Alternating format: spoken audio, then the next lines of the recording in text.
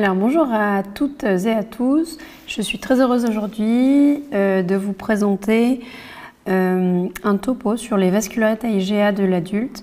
Je suis le docteur Alexandra Audemars-Verger, je travaille dans le service de médecine interne du CHU de Tours.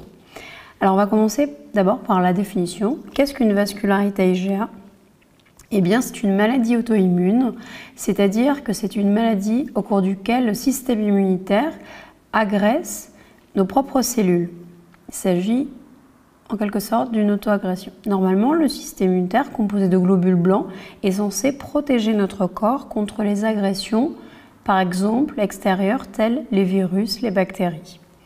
Et lors d'une maladie auto-immune, il se retourne contre nos propres cellules en les considérant comme étrangères du non-soi. En fait, le système immunitaire, c'est une balance finement régulée, un équilibre entre des cellules réactives, plutôt auto-inflammatoires, auto-réactives, qui vont avoir tendance à potentiellement détruire des cellules de notre propre corps infectées par des virus, et des cellules qu'on dit régulatrices, qui vont dire aux autres cellules de se calmer lorsque la résolution de l'infection va avoir lieu.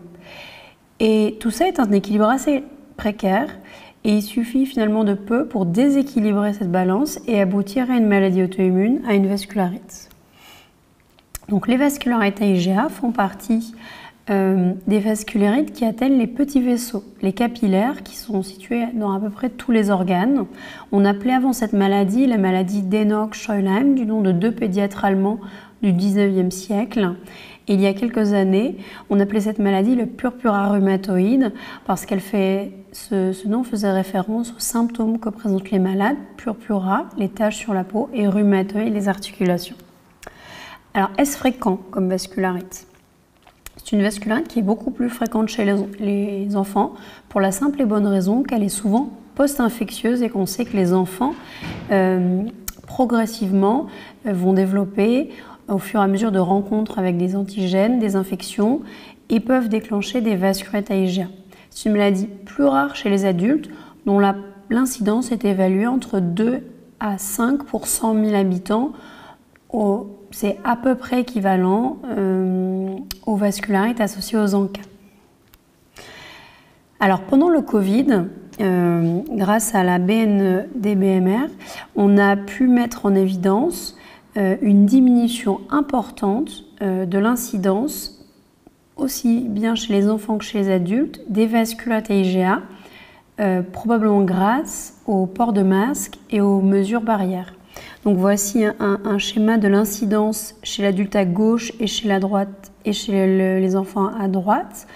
En fonction de l'année, le nombre de malades déclarés, c'est du déclaratif, par an, et on voit très bien que depuis 2009, il y a une baisse importante, et depuis la levée des gestes barrières, on revoit réapparaître des patients atteints de vascularite IgA.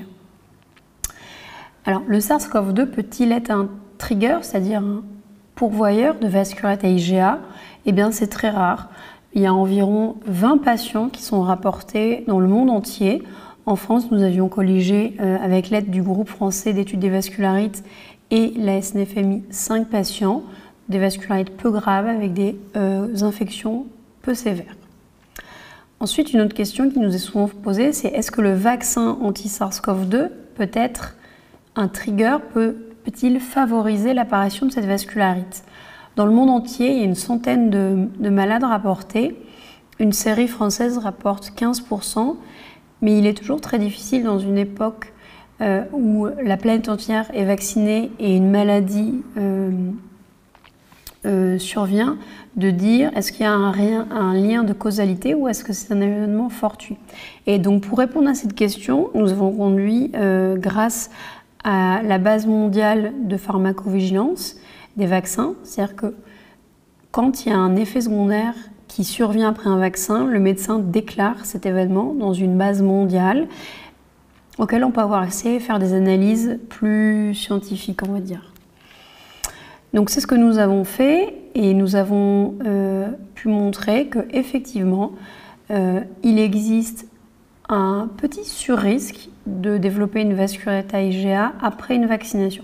Ce risque reste très modéré Et ce n'est sûrement pas le seul événement qui concourt à la vascularite. C'était probablement déjà un phénomène qui était latent et la vaccination ne fait que émerger quelque chose qui était latent.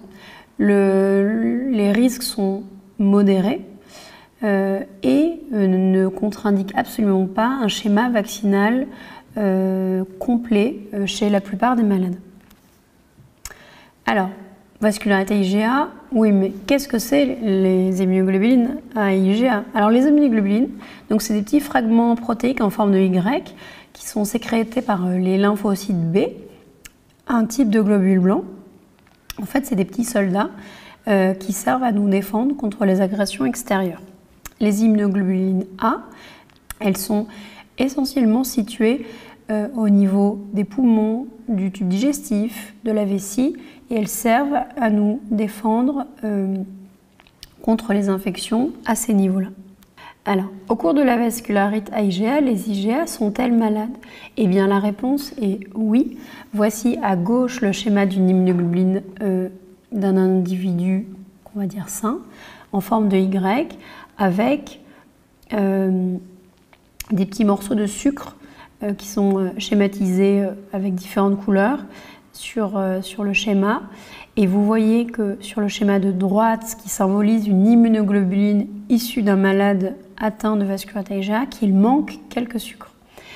Et ainsi, le système immunitaire ne va pas reconnaître cette immunoglobuline comme appartenant à elle, au soi, et va déclencher une réponse immunitaire avec d'autres types d'immunoglobulines. Et donc ça va former des agrégats d'immunoglobulines qui vont aller se déposer dans les tissus et activer le système immunitaire. Donc c'est ce qu'on appelle ces complexes immuns. Ces agrégats d'immunoglobulines vont se déposer dans les vaisseaux de la peau, du rein, des articulations et du tube digestif et aboutissent donc à des symptômes. Alors au niveau de la peau, il y a ce qu'on appelle le purpura, qui est généralement déclive, c'est-à-dire qui prédomine au niveau des jambes. Il peut être légèrement infiltré, légèrement, quand on passe la main dessus, on sent qu'il y a une infiltration, qu'il est un petit peu induré, c'est lié à l'infiltration par le système immunitaire. Il évolue généralement en 2 semaines vers la guérison, spontanément. Il peut évoluer par plusieurs poussées. Il peut se traduire par des petites taches qu'on appelle des petites pétéchies et ça peut parfois être un peu plus noirâtre, ce qu'on appelle nécrotique. Là, la maladie peut atteindre le rein, c'est ce qu'on appelle la glomérulonéphrite. IT en médecine, ça veut dire inflammation. Et glomérules, ce sont des petites entités situées dans le rein qui vont permettre de filtrer le sang pour aboutir à l'urine. Et c'est ce qu'on regarde quand on dose quand on réalise une prise de sang, quand on dose la créatinémie, qui est un marqueur du bon fonctionnement du rein, ou lorsqu'on dose dans votre urine la présence de protéinurie ou d'hématurie. Il peut également y avoir une atteinte qu'on appelle articulaire, arthralgie, ça veut dire douleur articulaire, des douleurs, plus rarement des gonflements, essentiellement localisés là où il y a du purpura, c'est-à-dire les chevilles et les genoux. Et enfin, il peut y avoir une atteinte du ventre, des intestins, qui se traduisent par des douleurs de l'abdomen et plus rarement des saignements ou des diarrhées. Alors, petit focus sur l'atteinte rénale. Donc, normalement, vous avez ici une coupe d'un tissu rénal d'un individu sain. Donc, il existe ces fameuses entités qu'on appelle des glomérules, qui sont des petites entités qui vont filtrer le sang, éliminer les déchets toxiques.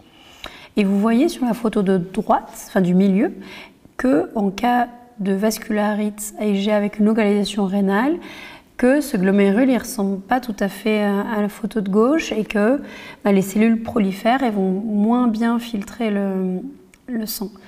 Et sur la photo de droite, vous voyez des dépôts justement de ces fameuses immunoglobulines A dans le rein qui aboutissent à son dysfonctionnement. De manière assez caricaturale, on pourrait dire que le rein, en situation normale, c'est comme un filtre à café qui ne laisse passer que les déchets et qui garde les protéines, et que lorsqu'il y a une glomérulonéphrite, une inflammation du rein, le rein peut être comparé à une passoire et laisse passer des protéines qui normalement servent à défendre l'individu contre différentes infections. Alors, comment fait-on un diagnostic? Comment est-ce que votre médecin qui s'occupe de vous a fait le diagnostic de vascularité IgA? Eh bien, comme souvent en médecine, c'est sur des signes cliniques. Alors, avec donc sous le purpura qui est présent dans 100% des malades, éventuellement associé à d'autres symptômes, des douleurs articulaires, des douleurs au ventre, avec des signes qu'on appelle biologiques qui se détectent dans votre prise de sang, et notamment avec le taux de créatinine, de protéinurie. Et puis en 2022, ça changera peut-être dans les années à venir, il faut une preuve qu'on appelle histologique, c'est-à-dire avoir un petit morceau de tissu où on montre qu'il existe de la vascularite. Dans la vascularité IgA, un organe qui est facilement biopsiable, c'est la peau. Donc on biopsie sous anesthésie locale les taches. Et on voit sur cette photo un vaisseau qui en fait est inflammé. Tout ce qui est autour, ce sont des cellules, des globules blancs qui normalement ne sont pas présents dans la peau et qui vont réduire le calibre du capillaire et vont le rendre plus perméable. Donc en fait, les globules rouges qui passent dans ce vaisseau vont aller dans la peau et c'est ça qui explique le purpura. Sur la photo de droite, on voit qu'au niveau de l'interne d'un vaisseau, il y a ces fameux dépôts d'immunoglobuline A. Alors une question qui est souvent posée par les malades, c'est pourquoi la maladie se déclenche-t-elle?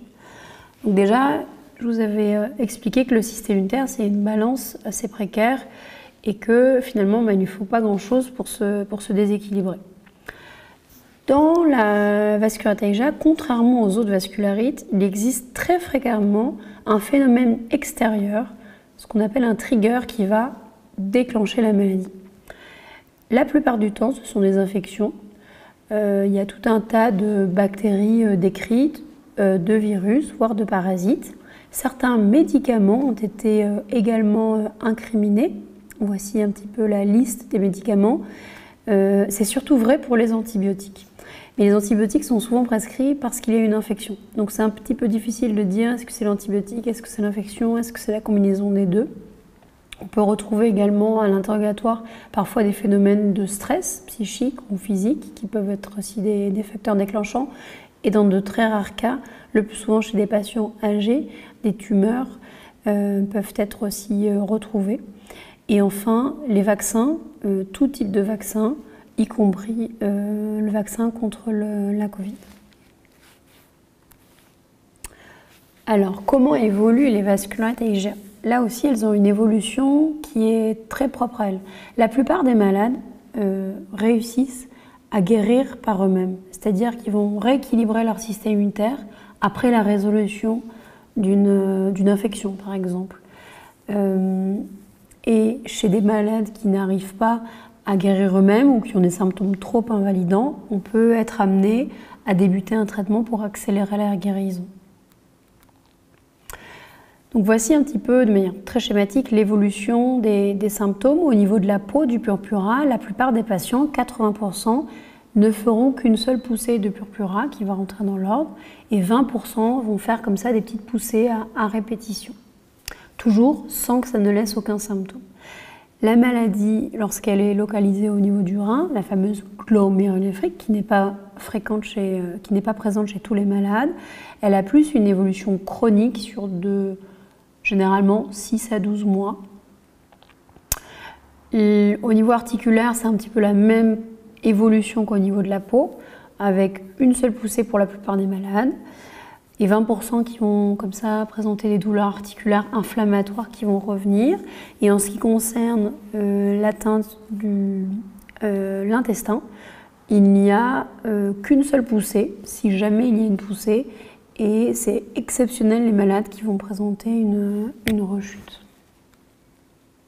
Qu'en est-il de la grossesse et de la vascularité IgA? Jusqu'à peu, on avait très peu de données, alors que c'est une vasculite qui concerne l'enfant et l'adulte jeune, dont à peu près la moitié sont des femmes, dont une proportion vont vouloir avoir des enfants.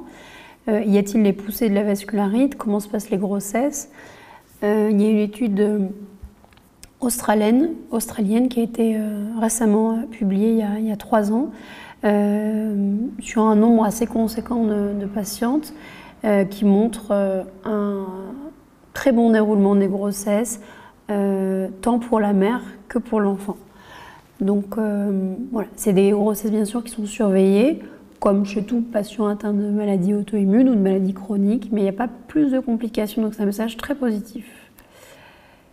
Quels sont les traitements de la vascularite à IgA en 2022, qui seront probablement amenés à évoluer dans les années à venir? La plupart des malades vont guérir spontanément. Ça, c'est quelque chose toujours à garder en tête. Donc, un des adages, c'est primum non nocere. C'est Hippocrate qui l'avait dit il y a quelques milliers d'années, mais qui est toujours valable au cours de la vascularite à IgA. D'abord, je ne nuis pas. Donc, la plupart des malades sont surveillés. On surveille qu'ils n'évoluent pas vers une atteinte rénale. On surveille que les symptômes ne s'aggravent pas. Et puis, on peut donner des traitements qu'on appelle symptomatiques pour atténuer la douleur, notamment lorsqu'il y a des douleurs articulaires ou digestives. Le traitement dépend aussi de l'atteinte. Lorsqu'on a une atteinte cutanée, un des piliers du traitement, c'est le repos. Parce qu'on sait que le fait de se mettre debout, de faire de l'exercice, ça favorise les poussées.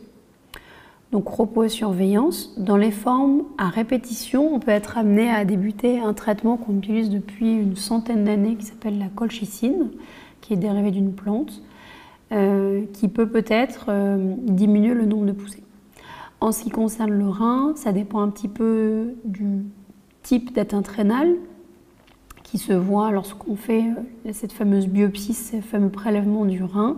Ça peut aller de la simple surveillance à un médicament qui empêche les protéines de fuir, qu'on appelle un IEC, un inhibiteur de l'enzyme de conversion, voire on peut mettre dans certains cas où il y a plus d'inflammation, de la cortisone ou inclure le malade dans un protocole de recherche. Pour l'atteinte articulaire, là aussi on préconise du repos, des antidouleurs et pour passer le cap, mais de manière très courte, on peut être amené à proposer une cure de corticothérapie. Pour l'atteinte digestive, ça dépend aussi de la sévérité. Ça peut être simplement des antalgiques ou si le malade a une atteinte digestive un peu plus sévère, on peut être amené à l'hospitaliser, le mettre à jeun pour mettre au repos son tube digestif, le nourrir par les veines et lui donner de la cortisone. Là aussi de manière limitée dans le temps. Il faut savoir que c'est une maladie rare sur laquelle, à l'heure actuelle, dans le monde, il n'existe qu'une seule étude thérapeutique disponible qui avait été conduite il y a quelques années par le docteur Pilbou qui évaluait un immunosuppresseur qu'on utilise de moins en moins, qui s'appelle le cyclophosphamide, qui montrait qu'il n'y avait pas d'évidence pour rajouter ce médicament dans les formes graves. Et donc avec ce docteur, on a essayé de faire une étude pour tester la colchicine au cours des formes cutanées récidivantes. Et on a débuté cette étude en France en septembre 2019. Peut-être certains d'entre vous ont participé. Et en septembre, quelques mois après, survenait la pandémie qui a vraiment freiné l'étude, d'une part, parce que les cliniciens étaient occupés, très sollicités dans le soin, notamment les internistes, dans le soin des malades Covid, et d'autre part, il y a vraiment eu beaucoup moins de vascularite à IgA. Donc ce protocole a été interrompu et nous en développerons d'autres dans les années à venir. Alors est-ce qu'on a des données sur d'autres médicaments?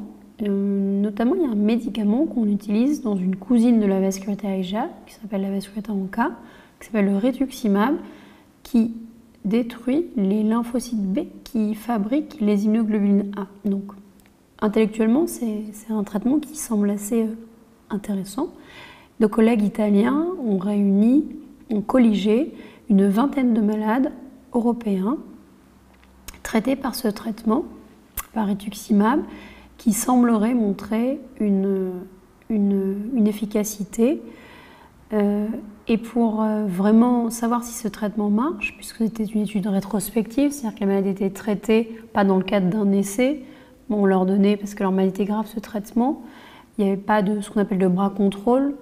La vascularité IgA, c'est une maladie qui parfois guérit, donc c'est toujours important de comparer par rapport à un patient qui ne reçoit pas le traitement. Et donc une équipe française, le professeur Benjamin Terrier et le docteur Romain Paul effectuent actuellement une étude pour tester l'efficacité de ce traitement dans une étude donc randomisée où le traitement est tiré au sort, au hasard. Et donc on a soit juste de la prednisone, soit du rituximab. Et cette étude vient de commencer, elle s'adresse aux patients qui ont des formes sévères et cette étude est ouverte dans la plupart des CHU en France. Et donc on aura les résultats dans quelques années. Et pour finir, quelles sont les perspectives dans cette maladie? Eh bien en attendant d'avoir des essais disponibles sous l'égide du GFEV, qui est le groupe français d'études des vascularites, et le VAS, qui est le groupe européen des vascularites, nous allons nous réunir avec d'autres experts européens pour échanger sur nos pratiques de prise en charge, de traitement des malades, pour essayer d'aboutir à des recommandations pour harmoniser la prise en charge des malades et l'améliorer. Et nous demanderons à certains patients de participer à ces recommandations. Et puis enfin, il y a de nombreuses équipes qui cherchent à développer ce qu'on appelle des biomarqueurs, des marqueurs dans le sang du diagnostic ou du pronostic, c'est-à-dire comment le malade va évoluer. Le médecin cherche toujours à savoir quelle va être l'évolution de son malade pour adapter d'une part le traitement, d'autre part le suivi. Et donc, il y a plusieurs équipes qui cherchent à trouver des marqueurs de diagnostic et de pronostic qui permettraient éventuellement d'éviter de faire des biopsies et puis aux malades de rechuter, de faire des traitements avant qu'ils ne rechutent. Et localement, à l'université de Tours, dans notre équipe, on recherche des biomarqueurs. On a débuté une étude qui s'appelle BioVas grâce à l'association France Vascularite pour permettre de trouver des marqueurs sanguins par une simple prise de sang qui permettrait de faire un diagnostic plus précoce, d'éviter la réalisation de gestes invasifs, c'est-à-dire les biopsies de la peau, du rein, d'identifier peut-être des marqueurs à risque de rechute pour éventuellement éviter qu'ils rechutent, puis potentiellement d'identifier de nouvelles cibles thérapeutiques. Voilà, je remercie la FAI2R. Je remercie le service de médecine interne de Tours, mes collaborateurs, professeur Benjamin Terrier, docteur Pilbou, avec qui je travaille, le GFEV, le groupe européen des vascularites et puis toutes les institutions qui nous ont permis d'effectuer des recherches dans le cadre de cette maladie. Voilà, merci beaucoup.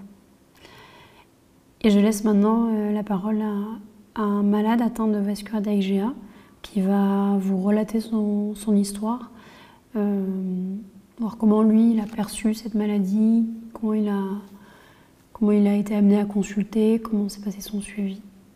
Merci beaucoup.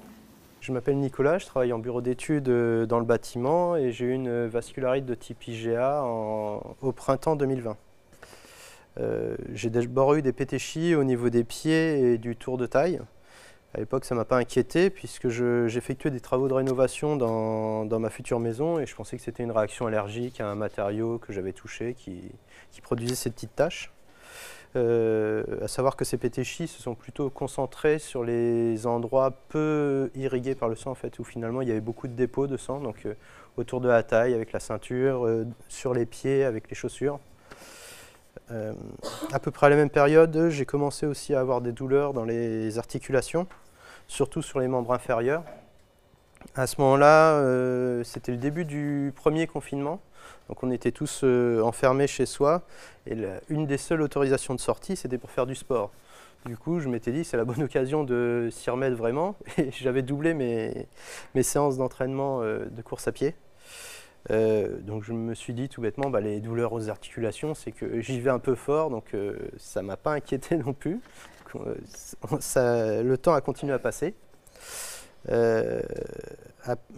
Du coup, au bout de plusieurs jours, je me suis quand même posé des questions puisque ça faisait beaucoup de symptômes. Donc j'ai appelé mon médecin et on a fait une consultation en visio puisqu'on ne pouvait pas se déplacer pour aller chez le médecin à ce moment-là. Puis finalement, en visio, quand elle a commencé à voir les taches que j'avais sur la peau, ce que je lui ai décrit, elle m'a dit vous allez peut-être passer quand même, on va voir. Et puis je vais commencer à regarder, faire des photos, en parler à des collègues pour avoir leur avis et savoir ce que l'on fait. Elle m'a aussi prescrit une prise de sang et une analyse d'urine qui devait se faire 2-3 jours après. Et finalement, en fait, avant ces 2-3 jours, pendant une nuit, en fait, j'ai eu beaucoup de douleurs au niveau des intestins. Et j'ai été de nombreuses fois aux toilettes pendant la nuit. Et dont une fois, en fait, quand j'ai regardé, en fait, c'était du sang qui était dans les toilettes. Donc là, on s'est dit, on va peut-être appeler les pompiers et aller à l'hôpital. Donc c'est comme ça que je suis rentré à l'hôpital Bretonneau, ici, dans le service du docteur Rodmar en médecine interne, et qu'elle m'a diagnostiqué une vascularite de type IgA. Au bout de 3 jours d'hospitalisation, mon système immunitaire a commencé à se calmer. Donc on m'a autorisé à rentrer à la maison et finalement je suis resté 2 semaines alité à me reposer pour que mon système immunitaire redescende en tension et que mes symptômes disparaissent petit à petit. Donc quelques temps plus tard, le professeur Rodmar m'a proposé de participer au protocole Colchivas qu'elle vous a expliqué juste avant, pour cette étude, pour voir si une molécule pourrait être utile pour les personnes atteintes de vascularite type IgA, savoir si on pouvait calmer les symptômes avec cette molécule. Malheureusement, pour l'instant, on n'a pas les résultats, donc on ne sait pas si ça a été utile ou pas.